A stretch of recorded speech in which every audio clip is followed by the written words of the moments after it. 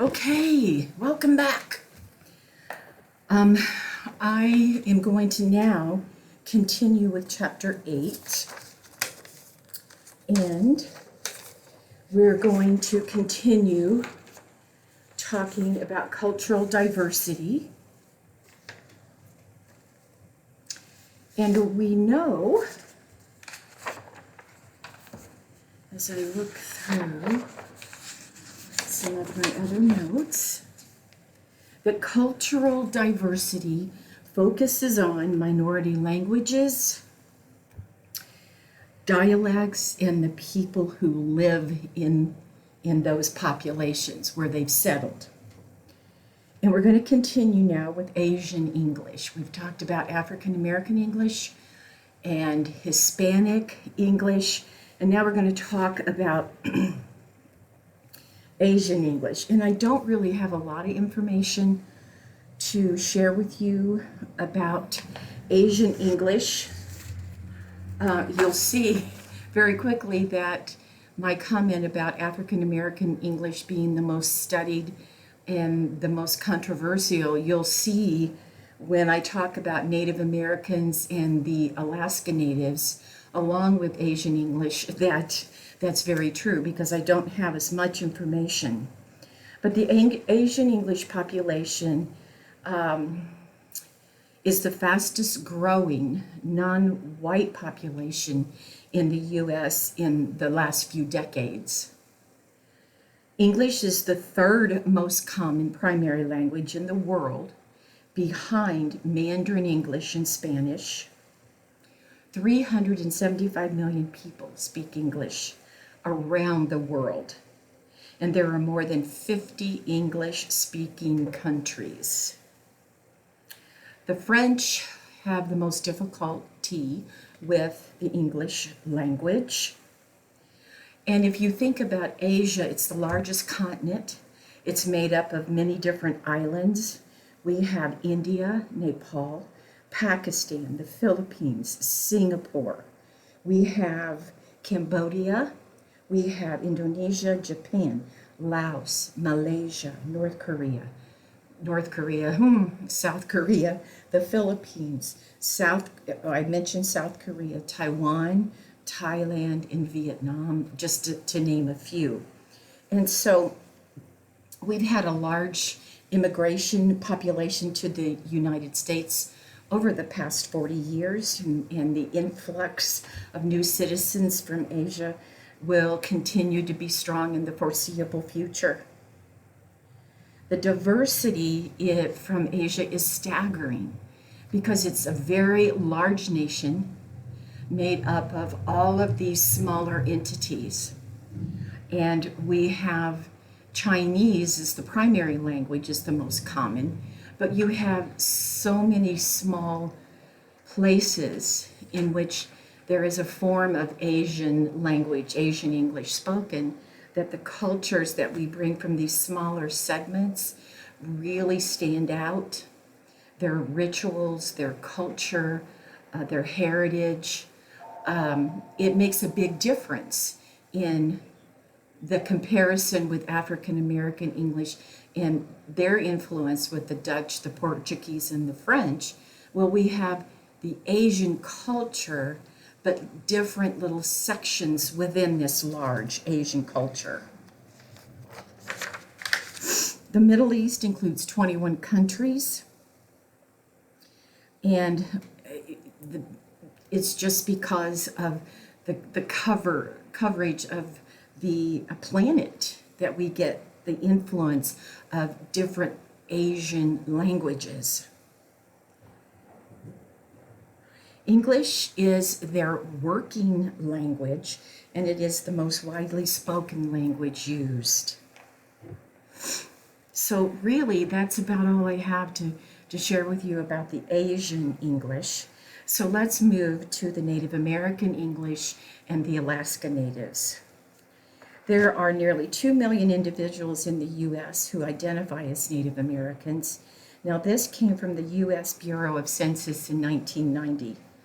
And my more recent data says from the the 2010 census that 5.2 million people in the U.S. identified as American Indian and Alaskan Native, either alone or in combination with one or more of the other races. Now, out of this 5.2 million people, a total of 2.9 million people identified as American Indian and Alaska Native alone. My data was from 1990. So from 1990 to the 2010 census, we're now at 2.9 million people identified as American Indian and Alaska Natives, which is 1.6% of the population is Native American. There are at least 500 distinct tribes with separate governing bodies, language, and culture. The geography, lifestyle, and socioeconomic status play a large role in the ways Native Americans learn and use English. There are over 278 reservations in which they congregate and live on the land, and 209 Alaska Native villages. Now, many of these villages are in very remote areas, and if you think about the vastness of the United States, the majority of the Native Americans live in the Southwest, and I don't think that's a surprise to most people.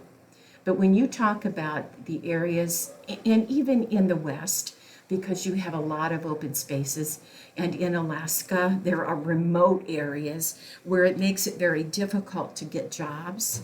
So they're not making a lot of money. There aren't as many educational opportunities. They have a more difficult time getting children to school, getting medical care, and they refer to themselves as living within a nation. They are a body within themselves, is how they refer to themselves. There is a higher incidence of otitis media within this population, more than any other.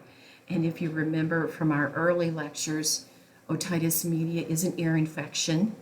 Now that could be due to the remoteness that they live in. It could be due to they can't afford medical care. It could be that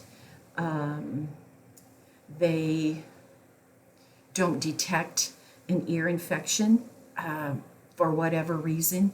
But otitis media is a problem for these kiddos. Another problem that they do encounter is fetal alcohol syndrome. And I want to share just a little information about fetal alcohol syndrome, and then I'll try and show you some pictures too.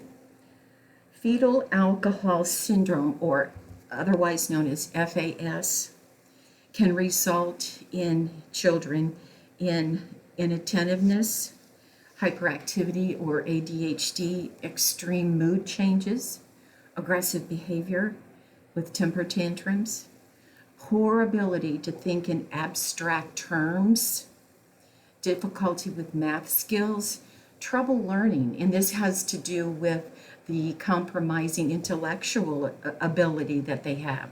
They could have an intellectual disability, and it can be from mild to severe. It's one of the most common known causes of intellectual disability, fetal alcohol syndrome. Hearing problems, speech problems, because the children may have a jaw defect, problems getting along with others, difficulty with impulse control, misinterprets actions of others, problems bonding, birth defects, and these problems are lifelong. They don't go away. Now I want to show you a picture here, and hopefully you can see it. This is a little girl who has fetal alcohol syndrome. And you can see that she has a small head, maybe you can or can't, but they do take the circumference of the head, and that's how they determine if it's a small head for their age. She has short eyelid openings, flat mid face. So if you saw her in profile, it would be flat. You don't have the profile with the very distinguished nose, chin. So the profile is more flat from a lateral view. A smooth philtrum. Okay, guys, this is the philtrum. See those two lines that come from my nose to my lip to the Cupid's bow that connects the nose and the lips, so to speak? That's the philtrum. But they don't have that. It would be smooth, more like this. They also have a thin upper lip, underdeveloped jaw, partly because in the early stages of development, the face comes together like this early in gestational development, and it does impact the jaw. Short nose, a low nasal bridge. I also want to show you these little guys. And each of them have a diagnosis of fetal alcohol syndrome. Thin upper lip, the philtrum is very smooth. You can see it a little bit better that way.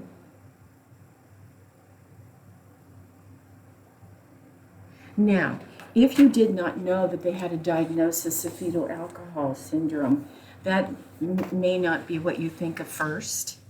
And it depends, the severity of fetal alcohol syndrome depends on at what point mom is drinking, how much she's drinking, for how long she's drinking. So it's very difficult to know what type of disabilities the child may have. Now, if you were to Google Native Americans and characteristics or life, how they live on the reservations or whatever, you may find that there is a high incidence of alcoholism. Therefore, you get the FAS. That's not something that we talk a lot about, being respectful for this population, but there is a high incidence of alcoholism.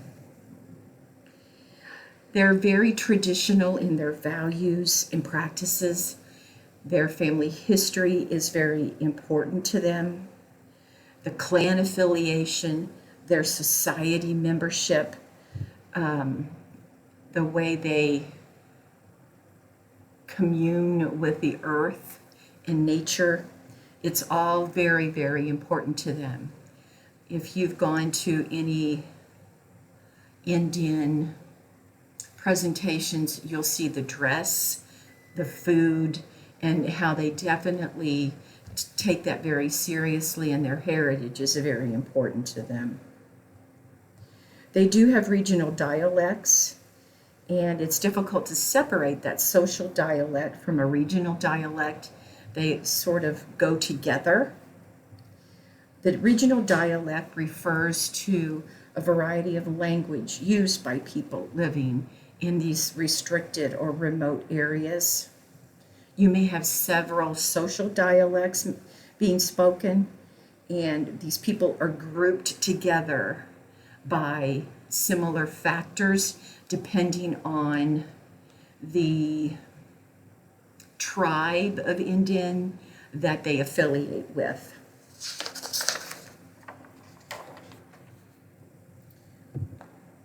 American dialects constantly evolve and change. Vocabulary sometimes is different. The way we say things is different. The accent and the dialect are both very different, but it doesn't mean that the way someone is presenting themselves is wrong or is bad. That's for sure. Let me see, I thought I had another point that I wanted to make. I know that for some of the Alaska Natives, depending on where they live, I saw a documentary one time, and there is a train, and they lived close to the train tracks. The train came by and stopped right next to this platform. a member of the family came out and gave someone on the train a list of supplies that they needed. The train went on their way, probably made several other stops, and they returned the next week at the very same time to deliver these supplies. It's said in this documentary, if they weren't there within 5 minutes or right away, the train goes on. If that's the case, then you could be 2, 3 weeks, 4 weeks out before you could get your supplies. Going to the doctor, I'm not sure how they went to the doctor. I don't know if they got on the train. I know that most of them will have snowmobiles, and those winters can be very, very harsh. No wonder the children would have otitis media, because they don't get to the doctor very often. Okay, let's talk now a little bit about the area in the United States up east, up in New England, and I think most of you have a good feel for where New England is, and they do have a different accent, and they do have a different dialect. If you have ever listened to any of President Kennedy's speeches, whether it be John or his brother Bobby or his brother Ed, then you would hear caw. They are dropping that R, or they're distorting that R, and it's a very distinct accent. And there's nothing wrong with it. It's interesting, and it's not bad. It's just in that particular region of the United States, that's the way the accent sounds.